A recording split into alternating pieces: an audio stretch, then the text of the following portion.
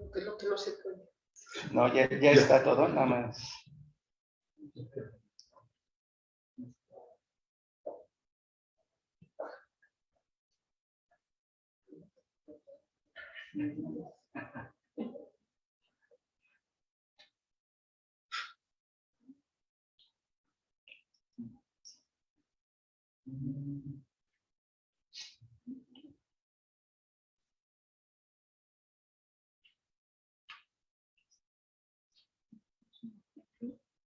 Bueno, buenos días a todos. Perdón por la tardanza, pero tuvimos ahí una complicación con la presentación de último momento.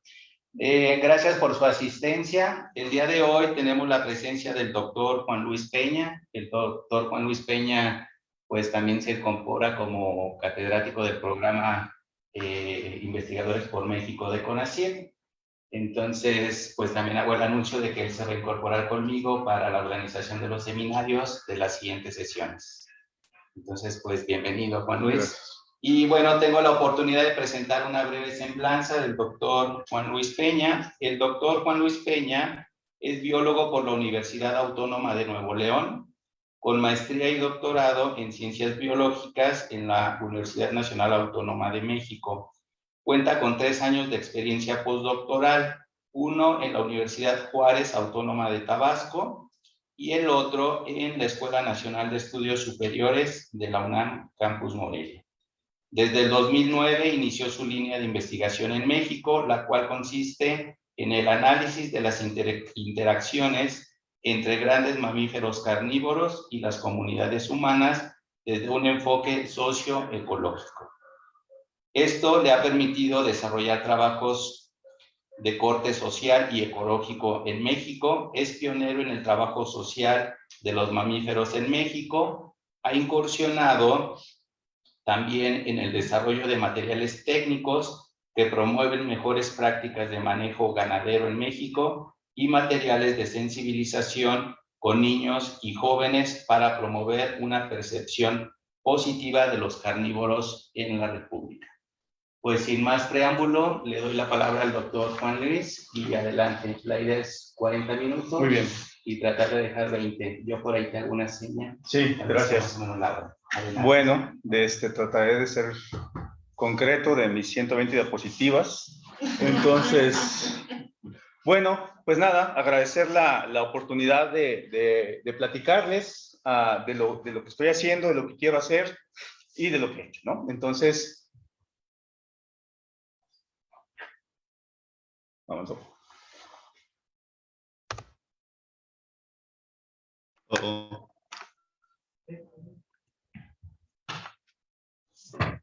Mueve el cursor para que seguramente el sonido, hagas clic y ahora ya.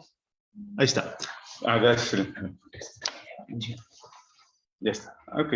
Bueno, pues básicamente ese es el contenido, ¿no? Entonces, de lo que voy a platicarles el día de hoy, voy a tratar de ser muy concreto. Y esto es un poco lo que estoy haciendo y pretendo hacer un poco en el grupo de trabajo, que pues básicamente es el manejo de fauna silvestre, pero tengo estos 5 componentes, que es educación ambiental, socioecología, ecología, vinculación y sistemas agropecuarios. En cada uno de ellos surgen algunas líneas muy concretas de trabajo ¿Qué es lo que les voy a presentar a continuación? Algunas ya las estoy desarrollando, otras las he desarrollado, y algunas otras, pues más bien, lo que estoy buscando es tratar de colaborar con los demás miembros del IES y de otros institutos para tratar de llegar al punto al que quiero llegar, ¿no? Es decir, sobre todo la gran pregunta es cómo logramos que la interacción entre los humanos y la fauna silvestre sea menos espinosa en este momento, ¿no? Porque el cambio de uso de suelo y todo esto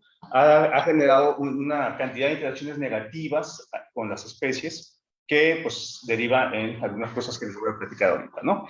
Pero entonces, básicamente, no me voy a detener mucho en estos, pero las vamos a ir platicando, ¿no? Esto ya lo sabemos, que es como de licenciatura, ¿no? Entonces, la vieja confiable, todos sabemos que México es un país sumamente diverso, ¿no? En vida silvestre, ¿no? Entonces, lo que estamos tratando de lograr es entender cómo esta problemática que las grandes ciudades requieren con más y más y más, vamos a decirlo,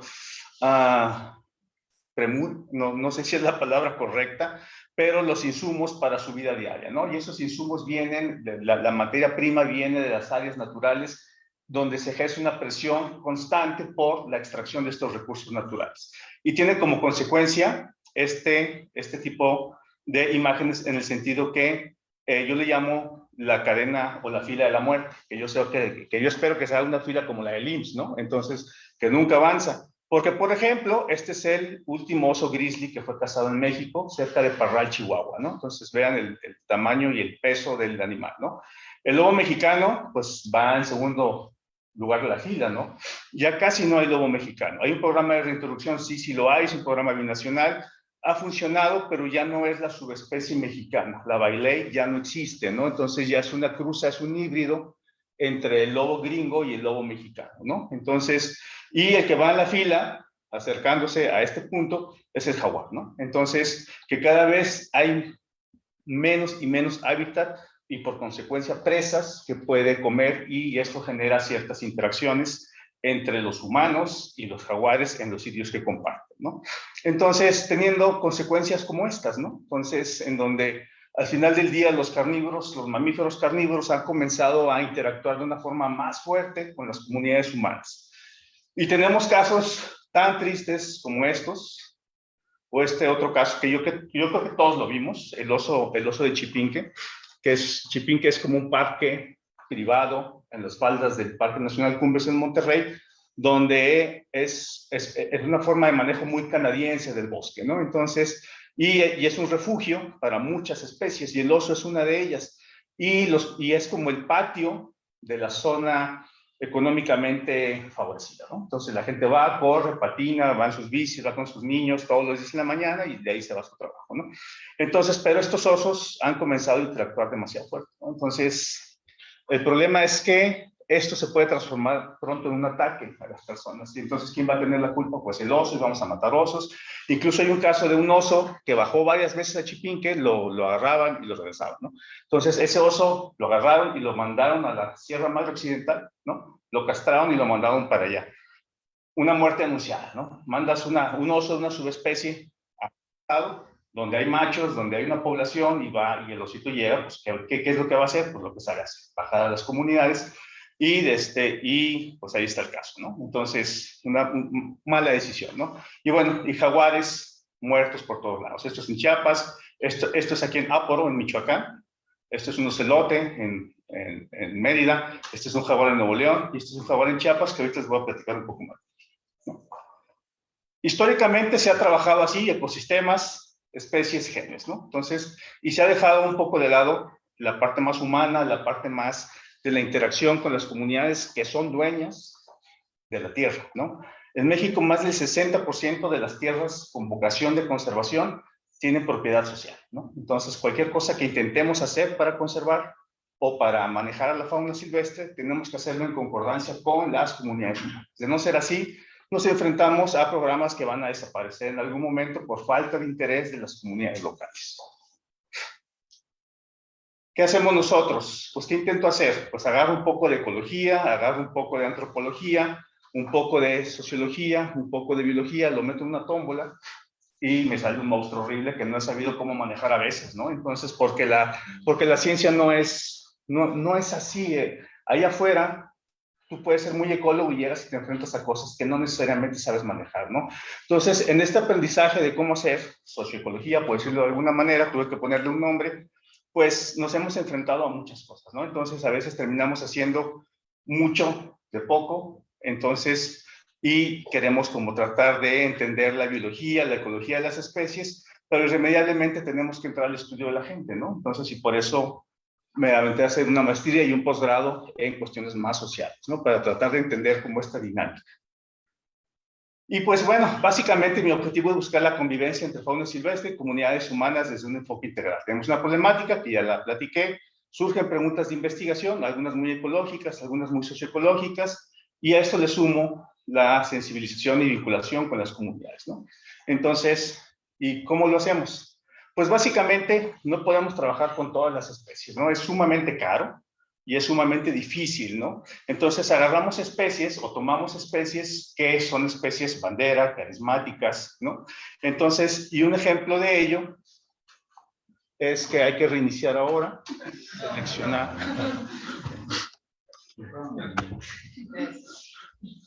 Ay, perdón. Entonces, tomamos especies que tienen estas características, ¿no?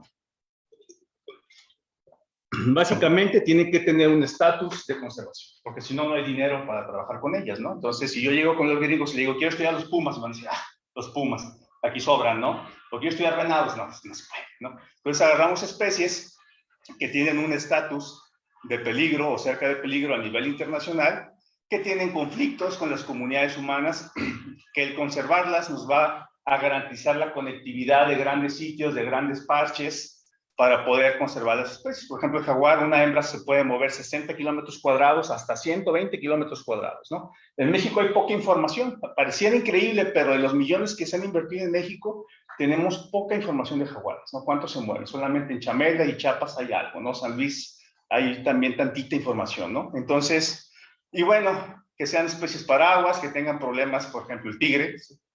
Ya los chinos se han acabado el tigre, ya no hay tigres, entonces para su medicina tradicional, ¿y qué hicieron? Voltearon a ver al primo más cercano en América, ¿no? Entonces ya en Bolivia, en Perú, se han comenzado a decomisar en aduanas manos y cabezas de jaguares para la medicina china tradicional, ¿no? Entonces ya los tenemos aquí. Y hace poco agarraron unos en Chiapas, ¿no? Unos chinos que también venían por estos animales, ¿no? Entonces, y bueno, y básicamente, pues es la problemática que nosotros buscamos para estudiar las especies que nos permita generar recursos y a la vez esta característica que son especies paraguas nos permite estudiar otro tipo de especies asociadas a ellas, ¿no? Entonces, lo hacemos con observación participante, entrevistas, encuestas, talleres y el fototrampeo, ¿no? Aquí entra también como la ecología, biología clásica de las huellitas, las cacas, ¿no? Entonces, las heces. Entonces, en donde estudiar esos patrones también es importante, ¿no? Entonces, pero básicamente tratamos de integrar a las comunidades humanas en estos estudios. Y en campo, pues lo hacemos de esta manera. O sea, no es decir que un día llegues, hagas una encuesta, otro día una entrevista, o otro día pongas cámaras trampas, sino que llegas a la comunidad y lo que puedas hacer, lo haces, ¿no? Entonces, y siempre vamos en grupos de 5 o 6 personas y cada quien hace cosas distintas, pero todos nos ayudamos, ¿no?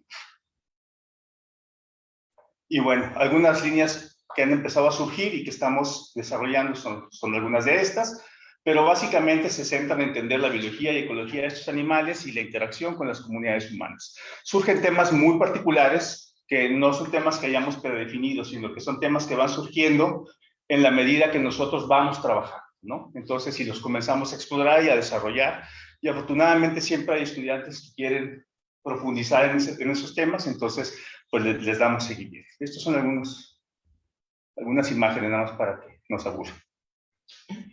¿Dónde lo hacemos? Pues bueno, los puntitos negros, bueno, los puntitos de colores reflejan el tipo de especie con las que estamos trabajando. Obviamente, este es mi sitio base de trabajo y ¿no? Entonces, pero hemos estado colaborando, es decir, esto no lo hago yo solo, sino que colaboro con muchas personas en muchos lugares y el ser de las pocas personas que hacen cuestiones sociales con mamíferos me convierte en la ajonjolí de todos los moles, entonces todos me hablan, oye, ven a hacer encuestas, oye, ven a hacer entrevistas, ¿no? Entonces, y empezamos a desarrollar estas colaboraciones con otros grupos de trabajo en Manantlán, aquí mismo en Michoacán, en Campeche, en Tabasco, ¿no? Entonces, y comenzamos a desarrollar diferentes líneas y sobre todo colaboraciones, ¿no?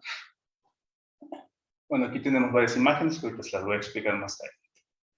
Y lo que voy a hacer ahorita es presentar algunos estudios de caso muy específicos, muy concretos, como muy representativos de lo que he estado haciendo, ¿no? Entonces, básicamente, algún día nos dijeron que en Nuevo León el jaguar era eliminado porque se comía el ganado, pero no sabíamos cuánto ganado, ni sabíamos en qué intensidad, ¿no?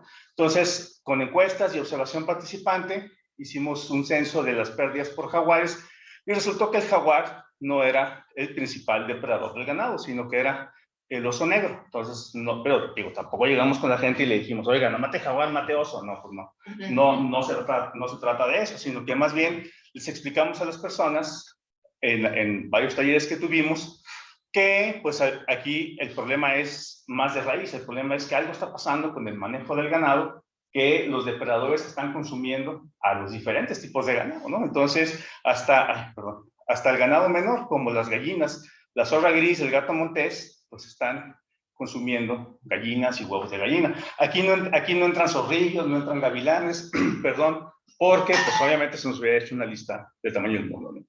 Entonces, pero también indagamos un poquito en percepciones y conocimientos hacia el jaguar, ¿no? Entonces, observación participante, entrevistas, bola de nieve.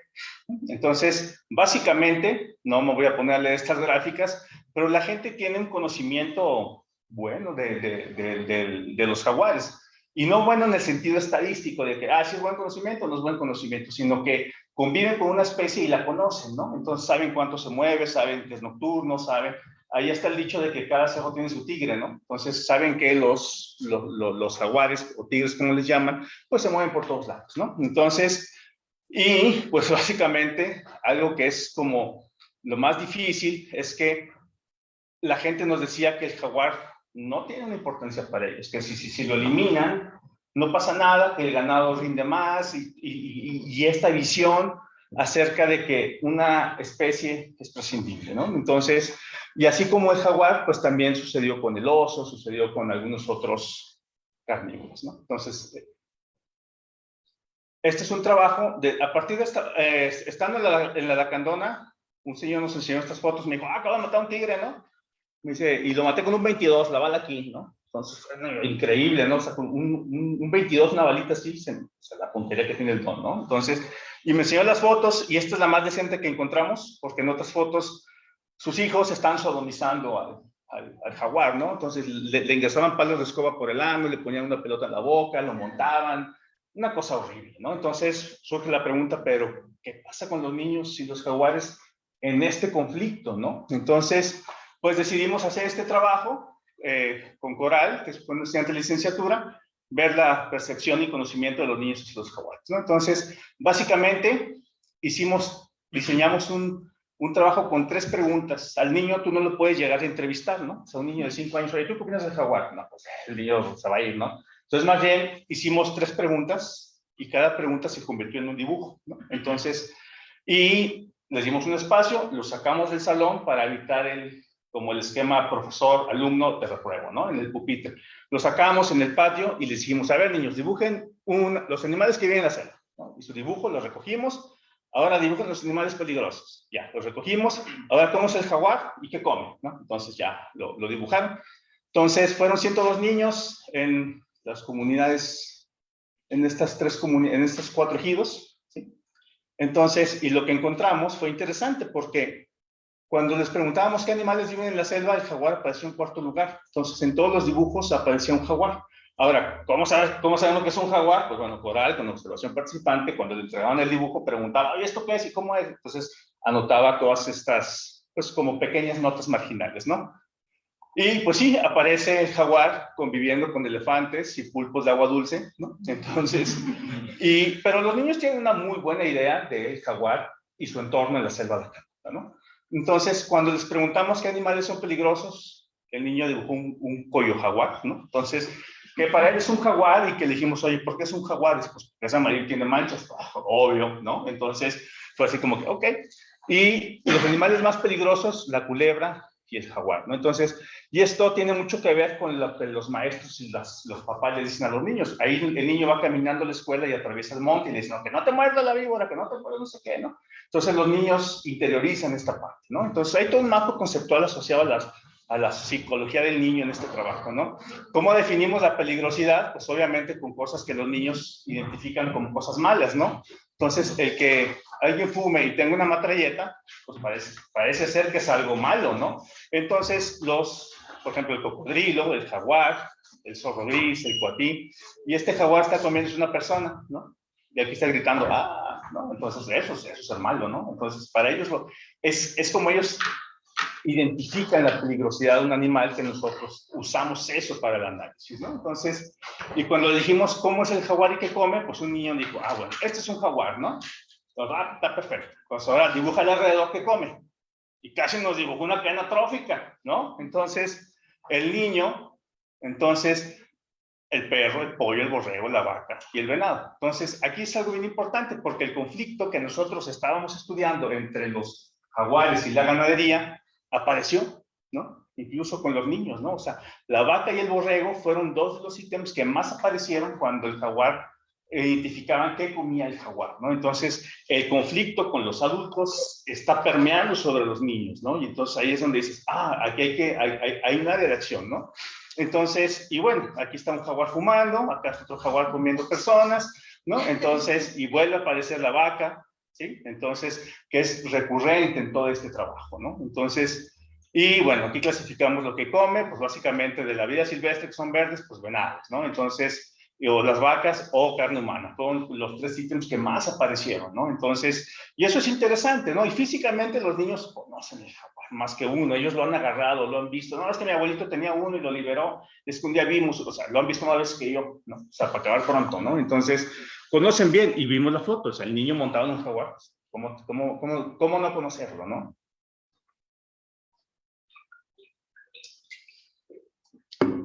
Mucha de la literatura, cuando de análisis de conflictos y de dieta entre carnívoros y ganado a nivel mundial, en sus conclusiones, ese parrafito que nadie lee, aparece el manejo ganadero es un factor que los carnívoros influye para que se coman a las vacas, ¿no? Entonces, pero en ningún lado viene que es manejo ganadero. Entonces dijimos, bueno, pues vamos a meternos a ver qué es manejo ganadero.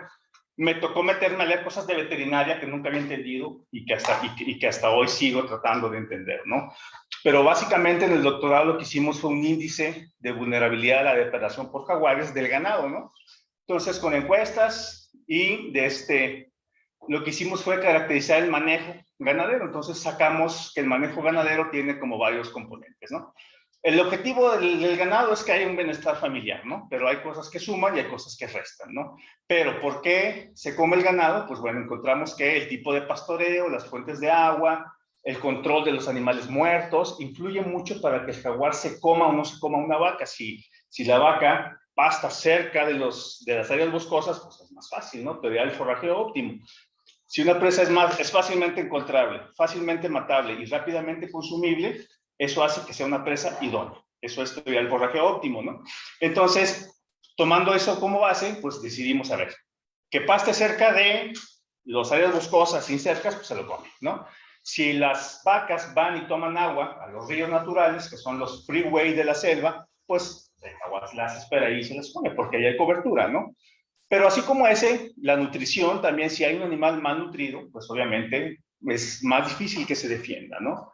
Esta que está aquí es el incremento de fertilidad. En México se usa el destete precoz como una forma de que la vaca vuelva a entrar en celo o en calor, que le llaman ellos, ¿no? Entonces le retiran al becerro antes del año y eso hace que ese becerro crezca, es como los niños, si no se alimenta al menos un año de su mamá, pues puede tener deficiencias inmunológicas que hace que sea un becerrito más débil, ¿no? Entonces hace que el jaguar se lo coma más fácil, ¿no? Entonces, y esto ha sido una eterna pelea que hemos tenido con las asociaciones ganaderas en México, que decimos, desteten después del año. No, es que no, desteten después del año, y nadie quiere destetar antes del año, después del año, ¿no? Entonces es algo que hemos estado ahí machacando porque es uno de los principales puntos que nosotros vemos que hace que los becerritos sean más susceptibles, ¿no? Entonces, o el descorne, los ganaderos lo que hacen es que le cortan la punta de los cuernos a las vacas para que cuando los manejen los ganaderos no los cornen, ¿no? Obviamente, ¿no?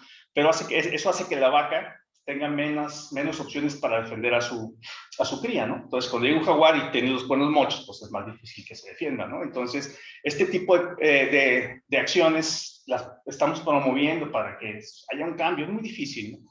Entonces, los ganaderos son difíciles, ¿no? Entonces, trabajar con ellos. Pero bueno, ahí estamos, ¿no? Ahora, también dentro del doctorado, obtuvimos... Ay, perdón, entonces, aquí... no está, perdón. Entonces, preguntamos, hicimos una recopilación de todas las medidas de mitigación a la depredación que se han escrito a nivel global y las metimos en una lista y las separamos en las que requieren inversión económica y las que requieren un cambio de conducta, ¿no? Entonces, y después las imprimimos en hojas de diferentes colores, amarillas, las que requieren un cambio de conducta, azules las que requieren un cambio, inversión monetaria. Les preguntamos a la gente con frijolitos, ¿no? Que le pusiera a los ganaderos un taller que tuvimos cuáles son las que es más probable que ellos hagan y cuáles no hagan, ¿no? Entonces le dio una puntuación del 1 al 3 a cada una de ellas, y dentro de este mundo de opciones obtuvimos que el tener una bitácora de registro es lo que están más dispuestos a adoptar y que requieren menos inversión. Entonces, pues nos dimos a la tarea de diseñar una bitácora y un pequeño manual, que aquí los traigo, ¿no? Entonces, que es una bitácora de registro ganadero. Aquí viene cómo funciona, y cada una de estas líneas es un animal. Entonces, se vendió, no se vendió, era macho, era hembra, se vacunó, no se vacunó, se enfermó, en qué mes, si no se enfermó, se ahogó, la mató la víbora, el coyote de cabeza prieta se la llevó, no sabemos, ¿no? Entonces, y la idea es que se les repartes a los ganaderos. Viene una información del seguro de ataque por depredadores, ¿no? Entonces, y acá en esta les explicamos estas medidas de mitigación, cuándo se requiere dinero y cuándo cambia el comportamiento, y sobre todo por qué, ¿no? O sea, ¿qué pasa si cercas tu parcela? ¿Qué pasa si destetas después del año? ¿Qué pasa? O sea, beneficios, pros, contras, y una guía para identificar depredadores, que también nos demos cuenta que es una deficiencia que existe, ¿no? Entonces, y bueno, ahí está de nuevo, y se las empezamos a entregar en la Lacandona, en la Frailescana, en Tabasco, en Patagones de Centla y en Campeche, ¿no? Entonces, ya las entregamos hace 2, 3 años, estamos dejando que pase el tiempo y queremos llegar a evaluar, a ver cuál fue la adopción del instrumento, ¿no? Entonces, para ver a ver si fue bien aceptada o no. Entonces, ya algunos comentarios nos han dicho, es que la letra está muy chiquita, no me cabe la letra, ¿no? Entonces, o sea, empiezan a salir algunas cosas, ¿no? Y bueno, dentro de la parte más ecológica, estamos comenzando a evaluar, o hemos estado evaluando el uso del espacio de los carnívoros con sus presas, ¿no? Entonces, silvestres y domésticas, ¿no? Entonces, por ejemplo, este es el oso, ¿no? Entonces, este es el oso y las cabras, ¿no? El oso y los borregos, ¿no? Entonces, hemos visto que los carnívoros evolutivamente pues han coexistido con sus presas silvestres. Las presas silvestres desarrollan en esta guerra armamentista un comportamiento que los evita, ¿no? Si el venado se mueve en la noche, solamente a ciertas partes del atardecer, y el puma toda la noche, pues lo evita, ¿no? Entonces, lo que hemos estado obteniendo con diferentes estudiantes es básicamente eso, que las presas silvestres coinciden poco en la temporalidad, espacio temporal. Hay poco empalme entre las presas silvestres y los depredadores, pero con los domésticos hay un empalme muy fuerte, ¿no? Eso hace que sea más fácil consumible el ganado. Entonces, pero lo que hemos visto que, por ejemplo, las cabras y los borregos los sacan en la mañana y los guardan en la noche.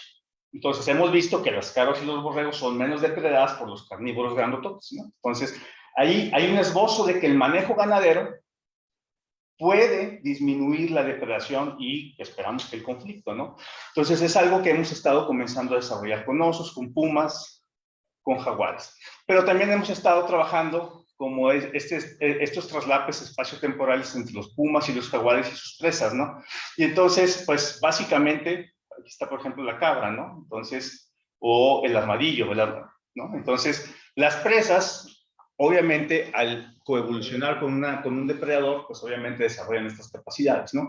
Entonces, y las vacas que tienen un origen distinto a las presas silvestres, pues llegaron y las aventaron aquí, no supieron ni qué, se toparon con un tigre, con un león, y se las empezó a comer, porque ellas tienen otras formas de movimiento siempre me conflictúa esa palabra, espacio-temporalmente. Hay una diferencia sustancial entre las presas silvestres y las presas domésticas, ¿no? Entonces, a diferencia, por ejemplo, de lo que están haciendo en Brasil, que están usando el búfalo de agua para obtener carne, leche, queso y todo eso, que ese búfalo de agua coevolucionó con los jaguares. Entonces, el jaguar no le entra al búfalo de agua, sabe defenderse. Entonces, ya trajeron búfalos de agua y ya hay en Campeche, en Chiapas y en Tabasco están probando con el búfalo de agua. El problema es que la gente dice, carne de búfalo, guácala, ¿no? Entonces no logra dar ese salto a que sea consumido. O queso de búfala tampoco les gusta, ¿no? Entonces, yo lo he probado y me parece que es no, yo no veo diferencia, ¿no? Entonces digo, tampoco soy catador, pero sí sigue habiendo una barrera cultural, ¿no? Entonces ahí hay un área de oportunidad. Y bueno, también hemos estado haciendo esto. Esto fue en Patanos de Centla y Laguna de Términos, que fue más bien un requerimiento de CONAM, que nos dijo, oye, queremos saber qué conoce la gente de la fauna, ¿no?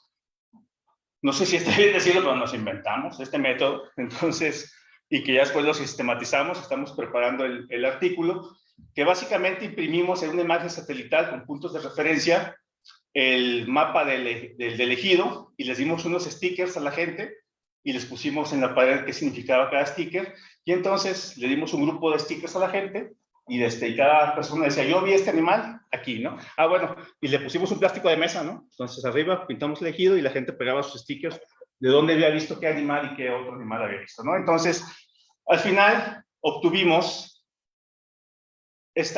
una nube de puntos con diferentes especies y un listado, obviamente, de qué especies conocen, cuáles no conocen, dónde las han visto, o si nunca las han visto. Y nuestro colega de Tabasco, ellos tardaron 3 años y medio en fotografiar el pecarí de labios blancos en un ejido, ¿no? Y fuimos a ese ejido, y la gente así en 2 horas de taller nos dijo, aquí están los pecarís. Me dijo mi compa, de haber sabido, entonces me evito todos los 3 años, porque ellos sabían dónde estaban. Entonces, espacializamos el conocimiento que tiene la gente sobre la fauna, ¿no? Entonces, y pues obtuvimos 727 menciones, 35 especies totales, 9 órdenes y 7 familias, ¿no? Entonces, es un trabajo muy bonito de que habla cómo, compartiendo con la comunidad, podemos hacerlo. La información se las dejamos para sus programas de desarrollo ejidal y todo eso, ¿no? Que es algo que ellos necesitan.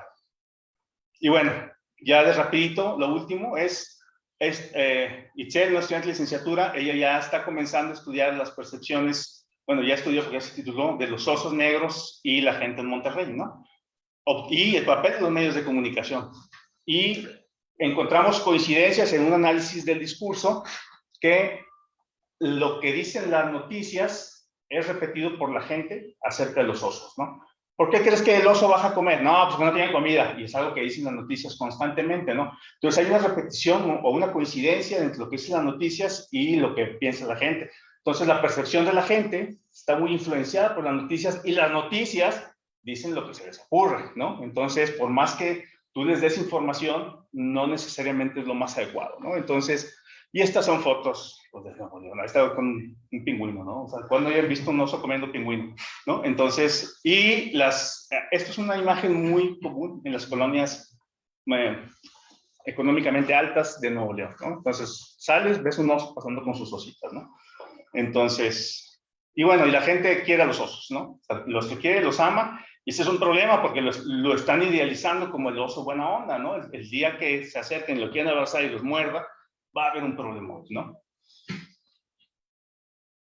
Y también estamos con Valeria, una estudiante de la Autónoma de Nuevo León, las percepciones hacia murciélagos, ¿no? Entonces ella era un tema de interés y desarrollamos una técnica muy sencilla de las fotografías de las especies de murciélagos que hay con lo que comen, y la gente lo que hacía era apuntar cuál come qué cosa, y allí evaluábamos un poco el conocimiento, y mientras desarrollaban la acción, pues básicamente nos daban su opinión de los murciélagos. Al final capturábamos los murciélagos que había en las escuelas, en las casas, en las iglesias, y se los enseñábamos a las personas, y entonces ellos también, bueno, teníamos unos cráneos y la gente los manipulaba. Hicimos al final una intervención, ¿no? Entonces, obtuvimos básicamente que la gente se desconoce mucho de los murciélagos, cree que todos son iguales, y hay un murciélago, el Lasiurus cinereus, que es como canoso, que vive en el paistle bueno, de los encinos, y que cuando bajan el paistle para venderlo en diciembre, nada más escuché, y la gente con palos los mata, ¿no? Entonces, porque dice que son vampiros, ¿no? Entonces, y ahí, más que el trabajo, un poco era tratar de desmentir esta parte, ¿no? O sea, como explicarles, llevábamos pieles y cráneos y todo eso, y ya la gente los veía y, bueno, les perdí un poco el miedo, ¿no? Todo lo que les dije de los ganaderos y el manejo y los daños, los presentamos en talleres con las comunidades para triangular y que lo que estábamos diciendo no fueran barbaridades. Entonces la gente triangulamos la información y sacamos un listado de 10 acciones comunitarias para la mitigación del conflicto. Después fuimos y se los presentamos en un taller a las autoridades municipales, estatales y federales en Monterrey, Y la gran sorpresa que nos llevamos fue que el de Zagarpa nos dijo, ¿a poco hay jaguares? ¿No? Entonces, por ahí como que, ay, caray. Entonces, y la otra gran sorpresa es que donde están, este señor, el de CONAFE, dijo, yo tengo mis escuelas, tengo a mis niños, usa para lo que necesites. Lo que necesites compartir, usa a nuestros facilitadores y usa nuestras escuelas, ¿no? Entonces, dentro de las autoridades, pues fue una decepción que Zagarpa tuviera como esta actitud, pero la CONAFE dijo, vamos a entrar, ¿no? Entonces, eso es algo que tengo inconcluso, que tengo que terminar, ¿no? Y bueno, y dentro de todo este trabajo, algunos registros notables que son interesantes es, tenemos el primer registro de oso negro apareándose, aquí está, en vida libre, y después las consecuencias, ¿no? Entonces, y aquí es interesante porque son 4 osos, 4 sesnos. Cuando se los presentamos a nuestros colegas en la reunión binacional de osos, a los de la occidental, nos dijeron, oye, tú estás loco porque tienen 4 osos, ¿no? Parece ser que este es una respuesta de la población a que están muriendo osos más de lo que deberían, ¿no? Entonces, cuando las poblaciones ven reducida su capacidad de reproducción, tienen más ositos, ¿no? O sea, tienen más crías, entonces no es normal que haya 4, ¿no? Parece ser que hay una presión que no sabemos qué está pasando con los osos que están teniendo 4 o 5 ositos, ¿no? Entonces, y sí, bueno, los matan mucho, sí los matan mucho, ¿no? Esa es la realidad. Este es un ocelote en el Cerro La Silla. Todavía hay mucha fauna en el Cerro La Silla. Este es el primer coyote en Selva Lacandona. Esta es una variable que no sabemos qué está pasando. Ya, el coyote no debería estar ahí, acá, ¿no? Ni en Guatemala, ni en El Salvador, ni en Campeche, pero ya está, ¿no? La apertura de pastas está haciendo que el coyote avance y es una variable más en el factor interacciones humano-depredadores, ¿no? Entonces, porque entonces se están matando animales y le echan la culpa al tigre, ¿no? Entonces al jaguar, y van a matar jaguares, obviamente. Este es el primer tigrillo en Nuevo León. Este es un jabalí cerca de Quiroga, que ya hace muchos años que se creía que ya no estaba. Y este, cerquita de Pátzcuaro, es un mapache albino, ¿no? Tenemos una serie de 5 fotos de 3 días seguidos y al cuarto aparece la familia, pero ya sin este, ¿no? Entonces, obviamente se lo comieron, ¿no? Entonces es más visible. ¿Pero qué nos dice esto? Pues que el albinismo está indicado por ciertos genes, ¿no? Entonces, estos genes se expresan más cuando hay una fragmentación del hábitat y poca conectividad. Entonces, parece ser, bueno, no parece ser. O sea, hay un indicador fuerte de que las poblaciones de los carnívoros, de los mamíferos en la ribera de Pátzcuaro ya está fragmentada, que hay poca comunicación. Entonces, y se están empezando a expresar este tipo de señales, ¿no? Y eso es muy interesante. Hay que continuar. Y bueno, pero también el manejo fauna silvestre, que es lo más sexy para los estudiantes, ¿no? Entonces, ay, yo quiero agarrar venados, y yo quiero...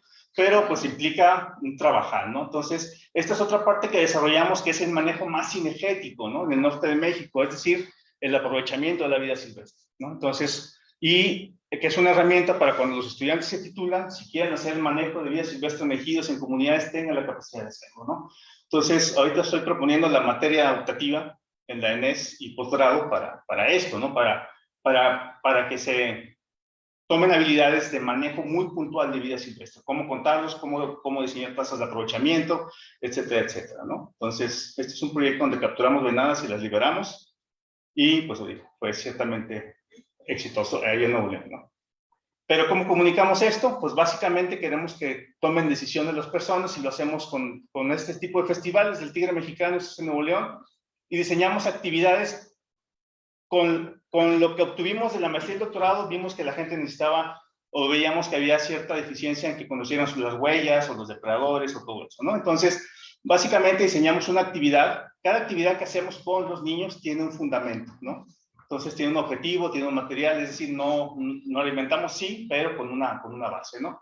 Entonces, básicamente, y lo que obtenemos es esto, ¿no? Entonces, el trabajo con los niños, este se llama yenguar, este es el cola de tigre, las señoras haciendo un yeso, una huella de un depredador con su de yeso, pintando las niñas, que nunca falta que yo princesa, yo mariposa, no, que tiene que ser un jaguar, no, que yo princesa, ¿no? Entonces terminamos con princesas jaguares, ¿no? Entonces, y los niños, pues maras salvatruchas, ¿no? Entonces llevamos moldes de huellas de diferentes depredadores y les ponemos una, y al final quieren todas, ¿no? Entonces dicen, no, tengo jaguar, yo tengo no sé qué, yo tengo no sé qué, y entonces ellos andan y comienzan a identificar las huellas, ¿no? Entonces, y pues es un poco lo que tratamos de hacer, ¿no? Esto lo hicimos una vez, pero no funcionó, que es como involucrar a las señoras en un festival de artesanías. Nos llegaron algunas cuantas, pero la verdad es que no tuvo tanto éxito. Creemos que es un poco la convocatoria y un poco esto es en Nuevo León, el dónde está ubicada la comunidad. Entre las sierras teníamos que ir a sitios muy lejanos, ¿no? Y entonces, y ganó que es un oso bordado, no, siempre se me olvida el nombre de la técnica, que queda como alfombrita. Entonces, y la verdad, y aquí está un Kita, que es nuestra mascota, entregando el premio, ¿no? Estas son fichas de depredación que pegamos en cada una de las casas ejidales. Se busca un depredador y ponemos la huella, el tipo de excremento, cómo muerde, características físicas y sobre todo cómo identificar si su ganado fue comido por algún tipo de depredador. Si es un coyote, si es un lince, si es un jaguar, etcétera, ¿no? Esto les gustó mucho y pues los hemos estado repartiendo, pero bueno, ya nos quedamos sin recursos, entonces tenemos que volver a conseguir más, ¿no? Estas son guías que hemos hecho aquí en la Ribera de Pátzcuaro, que es un monitoreo comunitario. Hicimos un manual para los técnicos forestales, cómo evaluar la diversidad en bosques bajo manejo forestal, y pusimos cámaras trampa y a raíz de las fotografías de los guías, de los trabajadores y de la gente, hicimos estas pequeñas guías, que hoy estamos en pláticas con la SEP de Michoacán para imprimirlas y mandarlas a las escuelas. Entonces, de la Ribera de Pátzcuaro, y estamos en el estilo y afloje, ¿no? Aquí es cómo funciona la guía, y este es un puma aquí cerquita de Quiroga, en un cerro cerquita de Quiroga, ¿no? Entonces, creíamos que ya no había. Está muy bonito. Y estamos encontrando poblaciones reproductivas de muchas especies. Este es un coyote que siempre se robaba el cebo, ¿no? Entonces, se robaba el cebo y nos dejaba un regalito. Como que estaba torreteando con nosotros, ¿no? Y, pues bueno, ese sonquita ahí en los pantanos de Centla. Siempre necesitamos estudiantes para ponerse la botarga, ¿eh? Entonces, imagínense 40 grados a 100 de humedad, ¿no? Entonces, y bueno, todo esto, pues básicamente lo hacen los muchachos, ¿no? Estos son todos los tesistas que están ahorita. Y oportunidades de trabajo, ¿no? Entonces, ahorita ya iniciamos este trabajo de mastofauna en ambientes forestales. Vamos a iniciar dieta de oso negro y coyote en Coahuila, y la dinámica socioecológica del lince en el altiplano mexicano. Son 3 proyectos estos 2 ya los vamos a iniciar, y ya inició. Entonces, y hay oportunidades siempre de colaborar y de aceptar personas a que se unan al grupo de trabajo, ¿no? Bueno, y ellos, todas las personas, ¿no? Entonces, esta imagen siempre me gusta mucho, ¿no? Pero bueno, aquí tienen a Onquita, que es como el omnipresente. Entonces,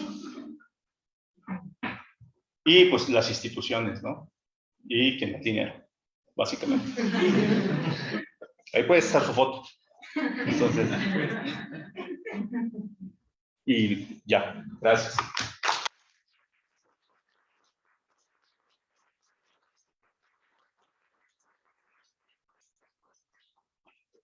Muy bien, pues muchas gracias por la excelente presentación. Vamos a empezar con la sesión de preguntas. Vamos a iniciar primero con la sala, y si llega alguna en Facebook o en el Zoom, la dejamos para el final en lo que se empiezan a acumular. Gracias. Pues por aquí está Julieta y luego Ela. Pues muchas felicidades, Juan Luis. Gracias.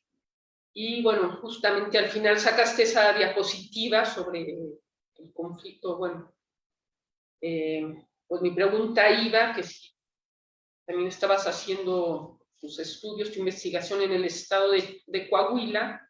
Bueno, y en la última diapositiva lo mostraste, y no sé si también, bueno, estás también trabajando en Coahuila, si sería una buena idea contactarse con el Museo del Desierto, porque ellos sí, bueno, además de ser museo, también tienen programas de conservación, y de hecho, pues han logrado reproducir los lobos grises o lobos mexicanos que tienen, y ya han tenido varias camadas exitosas y han ido repoblando varias zonas, y también del oso negro. Sí, no hemos trabajado directamente con ellos. Los lobos son parte del programa binacional. Hay 3 tipos de refugios con los lobos, ¿no? Los de liberación, preliberación y reproducción. Y Museo del Desierto es de reproducción. Entonces, de hecho, donde queremos desarrollar el trabajo con los coyotes y los osos, está mal decirlo, pero es el rancho de mi suegro. Entonces, tienen un pedazo de sierra muy grande y tienen cultivos de manzanas, ¿no? Entonces, y hay muchos coyotes, hay muchos venados, no salió con las cámaras, ¿no? Entonces, y justo enfrente está el cerro del Taray. Ese lo maneja Museo del Desierto con ellos, con ellos el dueño, y hemos tenido ahí, y tiene una estación de investigación. Entonces, o sea, un poco el plan es contactarlos y comenzar a que nos dejen que los muchachos pernocten ahí al menos, ¿no? Entonces, para trabajar todo el cañón. ¿Eran coyotes o lobos? Los del Museo del Desierto son lobos. No, pero me refiero en tu... ¿En la mía? No, esos son coyotes. Ah. Sí, entonces, y con nieve, ¿no? Que es así como, es bien padre. Bueno, verlo. Entonces, pero sí, al final creo que Coahuila tiene mucho que aportar todavía, ¿no? Entonces, y justo ahí lo que ponía en la presentación inicial, en la diapositiva, lo de los sellos verdes. Queremos promover los sellos verdes de manzana amigable con oso negro. Jumex paga como 4 centavos el kilo de manzana, ¿no? Entonces, para jugo. Entonces, lo que queremos es revalorar la manzana que produce la gente sin químicos y la gente ya deja cierto porcentaje de manzanas para que el oso se las coma, ¿no? Entonces queremos como promover que esta manzana sea amigable con oso negro, generar un sello, o con los pumas y las cabras, ¿no? O sea, queso de cabra o cabrito que sea puma frío, no sabemos todavía, pero estamos como buscando eso, ¿no? Entonces, pero necesitamos datos, y entonces es lo que quiero que generen los muchachos, ¿no? Entonces, trabajando con ellos. Sí, gracias. Elena, Muchas gracias por tu presentación. Gracias.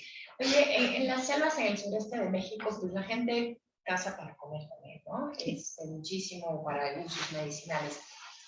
No sé si has tenido experiencia de cómo abordar con la gente ese tema, que es un tema difícil, y si has logrado una estrategia que tú sientes que les puedes realmente sacar información de cacería que ellos, o sea, vencer ese sí, obstáculo ahí para que honestamente te digan, ¿no? Sí, es muy complejo y un poco la parte social, los métodos y toda esta parte más conceptual de cómo abordar a las personas y platicar con ellas y generar la información nos permite generar un lazo con ellos que se llama rapport, en el momento en el que la gente empieza, cuando llegas y te dicen, no, aquí no hay cacería, y ves el perro flaco, orejón, dices, este es cazador, ¿no? Entonces, y es muy obvio porque observas que hay rifles colgando o hay cartuchos, ¿no? Entonces,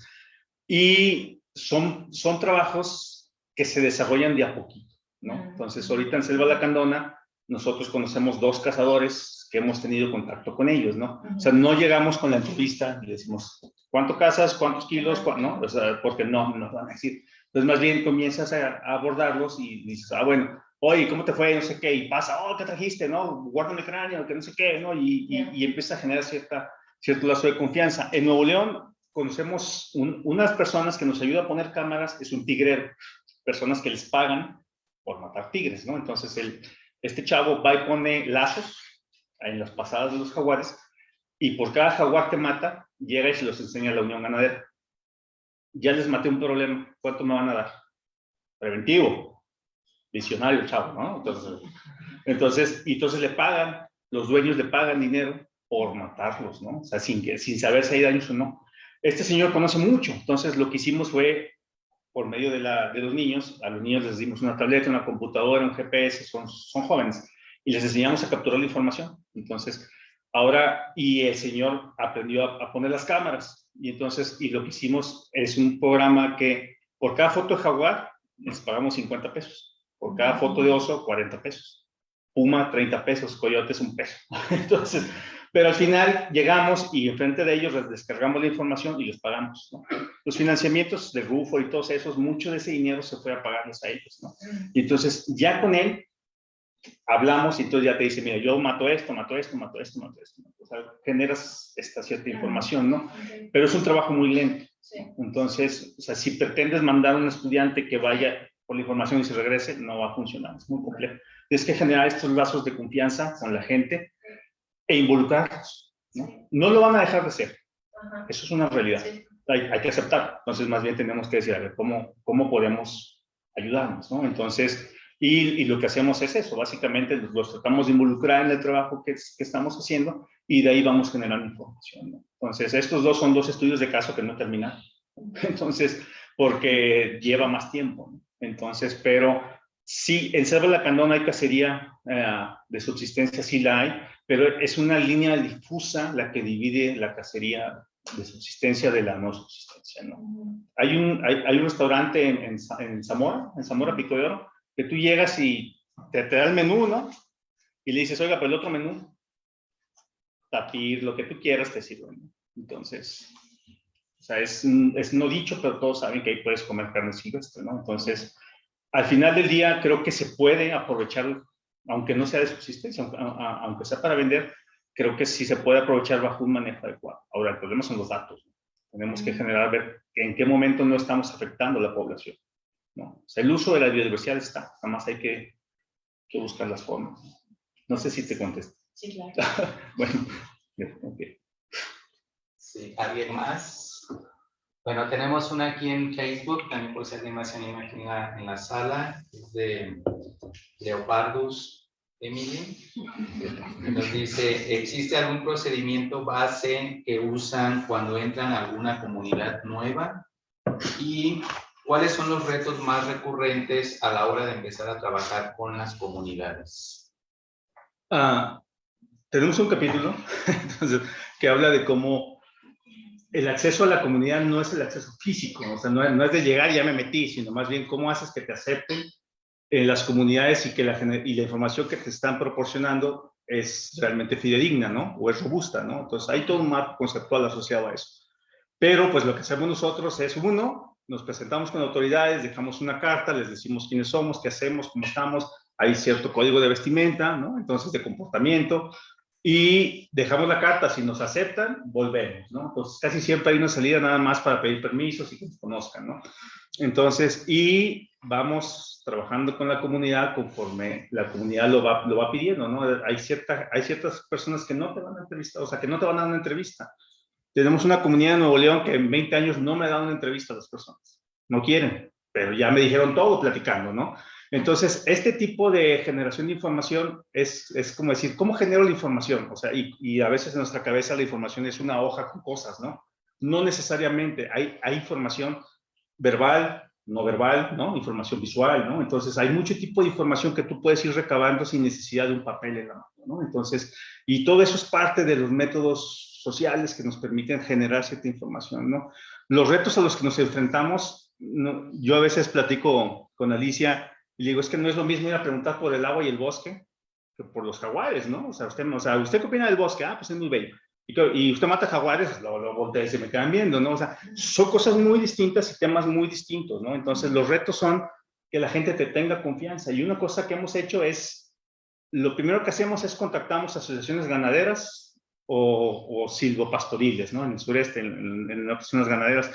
Nos presentamos con ellos, les decimos qué queremos hacer y les pedimos ayuda. Básicamente lo que hacemos es, oiga, ayúdenos, ¿no? Y entonces siempre van a saltar muchas manos, vaya a mi rancho, visíteme, no sé qué. Entonces levantamos padrones y vamos y los visitamos y ahí empezamos a trabajar. Ya después se va corriendo la voz y ya dice, oiga, ¿cuándo viene el mío? ¿Cuándo pasa? Venga, es que yo aquí pongo una cámara y empezamos a trabajar de esa forma, ¿no?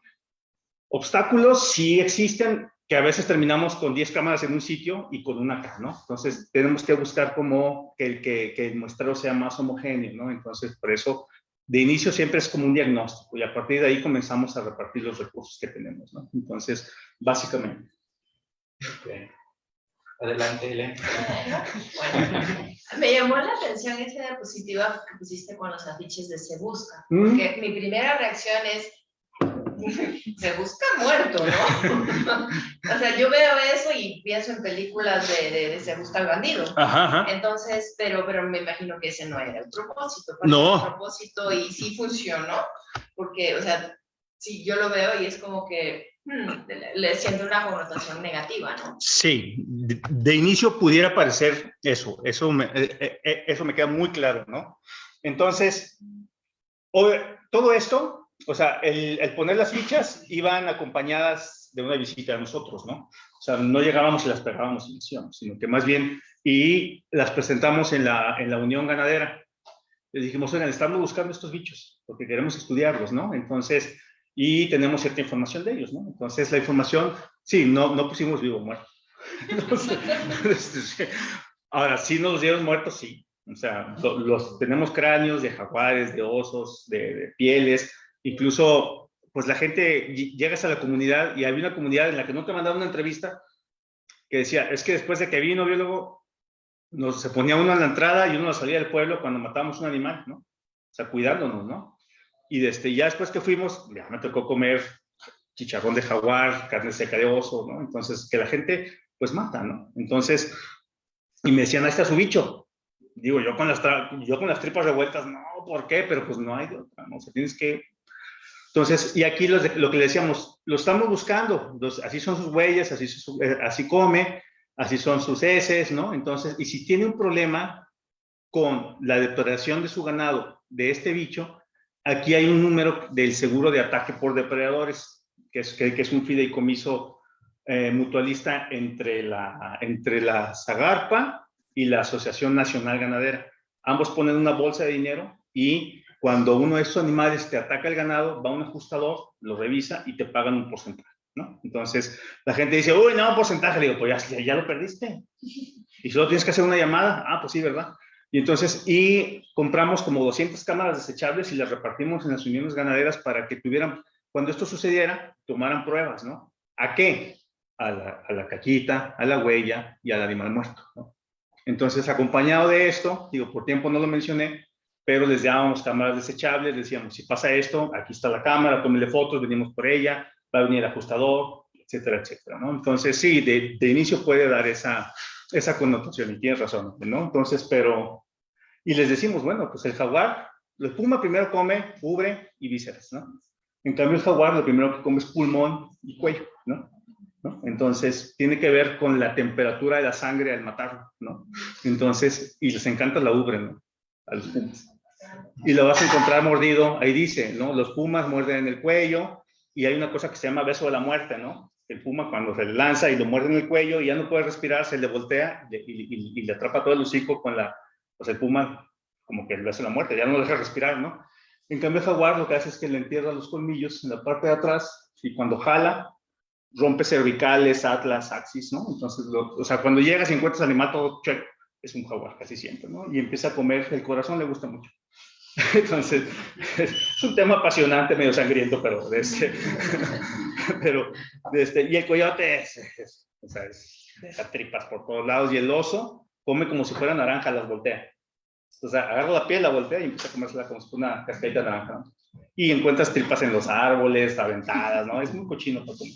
Llega y dices, eso, ¿no? Entonces, pero bueno, o sea, esto va acompañado de una plática. Tenemos una vaca de peluche que les enseñamos, aquí come y aquí no, ¿no? Entonces, y hacemos una simulación de llamada al seguro. Tenemos una peluca con trenzas güeras y yo me la pongo y soy la secretaria, ¿no? Y les pongo todos los perros habidos y por haber para que no se desesperen, ¿no? Entonces, porque un poco lo que hemos entendido es que si convives con ellos, con los ganaderos, son muy buenos aliados, ¿no? Entonces, pero sí, tienes razón. Pero entonces el objetivo era eso, incentivarlos a llamar a... Y sí, y saber qué información es sensible para el seguro, ¿no? Porque el seguro es un seguro. Va a decir, no pago. Ah, pero ¿por qué no? Por esto. No, aquí está, esto, no, aquí está, esto, no, aquí está. ¿No? O sea, como darle las menos herramientas posibles, ¿no? Ahora, una regla es que no debes de aprovecharlo. O sea, no es de que, te van a la patita, se la corto, ya no te la paga el seguro, ¿no? Entonces debes dejarlo ahí. Sí, básicamente. Muy bien, gracias. Muy bien, allá una última y... Bueno, entonces, si un jaguar llega y te mata a tu ganado, o sea, si empiezas a aprovechar la carne, entonces seguro ya no te lo paga. No, porque ya lo aprovechaste. Y después de que vaya el seguro, ¿se lleva el animal para que no lo... No, ahí lo deja, ¿no? Entonces se mosquea ahí, ¿no? Entonces, ahí la recomendación es cuando llegue el seguro, o sea, lo primero que debes hacer es taparlo con ramas y espinos para que no lleguen los buitres, ¿no? Ya que llega el seguro, ya se va, toma sus fotos, sus datos y te da un número de incidente, ¿no? Y se va. Entonces, ¿qué haces? Mucha gente lo deja ahí Entonces la recomendación es que no, que lo entierres o lo quemes, ¿no? Porque el jaguar, hay algo que se llama testing, que si un jaguar nunca ha comido vaca y llega y come, le va a gustar, ¿no? Entonces desarrollan cierto gusto sobre la carne del ganado, ¿no? Entonces, por eso se recomienda que no, o sea, que no lo dejes en la intemperie. ¿Y qué tan rápido llega el seguro? Son 4, el país está dividido en 4 zonas y son 6 aseguradores por zona. Ese es un problemón que tenemos, ¿no? Entonces ya, a los del grupo de expertos del jaguar, a los que somos miembros ya nos acreditamos para levantar información. Pero si estamos uno de nosotros ahí, podemos levantar la información y hacer el parte si la pasamos al asegurador, ¿no? Entonces eso hace que sea un poquito más rápido, pero Coahuila, Nuevo León, Tamaulipas, San Luis, son 6 aseguradores. Imagínate que te hablan del norte de Coahuila para el sur de Tamaulipas. Entonces, no, pues andan del Tinhueltán. Y en el sureste es toda la península, Tabasco, Campeche, ¿no? Entonces es Veracruz. Entonces es difícil. Entonces, pero es el único que existe en América, ¿no? Un esfuerzo de estos. Costa Rica lo ha emulado, pero no han podido, ¿no? Entonces, que es más chiquito. Pero bueno, pues ahí está. Hay que usarlo. Bueno, pues... Bueno, solo un comentario sobre esto, como decían, que tal vez tiene una connotación un poco negativa esto de ser depredador. Pues creo que otro formato que se podría utilizar para difundir esta misma información es como especie en peligro de extinción o especie amenazada. Entonces, además de todo lo que tiene este cartel, pues cambia la connotación a esa especie está amenazada, incluso no sé, se le podría poner algo como o sea, teniendo a esta especie se obtienen tales beneficios, que pues, no sé, esos beneficios para quién serán también, pero pues está y cambia un poco esta connotación de la que hablamos, ¿no? Que podría parecer negativa, que de todos modos necesita esta reflexión previa que ustedes hacen con su reunión, pero si alguien no alcanzó a ir a la reunión o si las infancias lo ven, posiblemente sin haber tenido ese como background, pues sí puede haber esa cierta connotación. Entonces, sí, en eso tienes razón, pero algo que nos ha sucedido es que con los ganaderos, si llegas y les dices peligro de extinción, se hacen para atrás. Porque en su mente luego es, me vienes a poner restricciones. Si yo tengo este bicho, está en peligro de extinción, significa que no debo hacer nada. O sea, luego levantan el regazo y se les para el pelo, ¿no? Y entonces es bien difícil. Entonces, incluso con los jaguares me decían, ¿y si lo mato qué? Digo, mátelo, ¿para mí qué? ¿No? Entonces, o sea, hay que tener ciertas actitudes que no son las más adecuadas y no me gustan, pero con los niños sí tenemos del yenguar, que son piezas que los niños sacan y que la base son plantas, luego presas y luego carnívoros y al final los humanos, es un yenga. Entonces, si vas quitando piezas, dices, bueno, yo quité un pino, yo quité un encino, y esto es un ecosistema, al debilitarse, con todo lo que extraes, pues, se cae el ecosistema y quien cae primero es el humano, ¿no? Entonces, más bien, nuestro pensamiento es con los adultos ya. Más bien vamos a trabajar con los niños y las actividades que tenemos con los niños buscan como esta parte que tú dices, ¿no? Entonces, como trabajarla más con ellos, ¿no? Entonces, pero... Sí, sí, exacto. Entonces, ahora, estas las hice yo. O sea, digo, aquí me da pena con Leo que ella hace infografías, pero aquí, no esperen mucho, están en el segundo semestre de la maestría, ¿no? Entonces, discúlpenme por eso. Entonces, pero sí busco, o sea, comunicar cierto mensaje, ¿no? Sí, gracias por la observación.